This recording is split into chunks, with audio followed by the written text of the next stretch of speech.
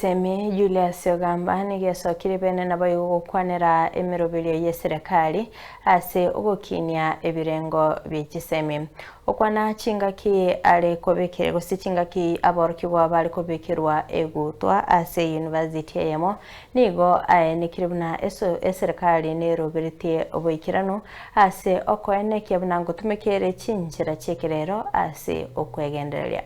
Digital transformation is not a luxury for Kenya.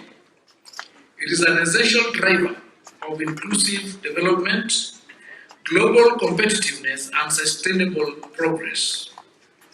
As the Ministry of Education, we affirm our commitment to supporting initiatives that position Kenya as a leader in digital innovation. As I conclude, ladies and gentlemen, once again, I want to commend our graduates of this institution for making it this far, and congratulations once again. Today is not just an achievement for the graduates, it also signifies progress for our premier open learning university as more students graduate. I'm especially pleased that alongside today's graduation, the university has also launched its 2024-2028 strategic plan.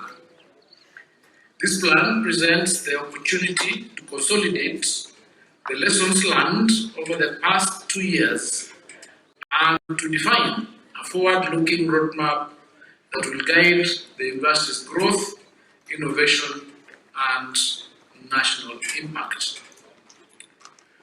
Ladies and gentlemen, the government remains fully committed to transforming the education sector by harnessing the digital revolution, adopting creative pedagogies, and strengthening the competency-based education at all levels. Upholding high-quality standards is essential to Kenya's pursuit of Vision 2030 by ensuring that every citizen is equipped to realize their full potential and contribute meaningfully to national development.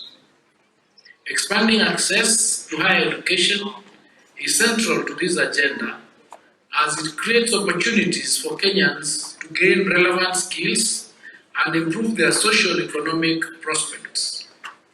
Accordingly, the government will continue to invest in staffing, infrastructure, and research to ensure that enrollment growth is supported without compromising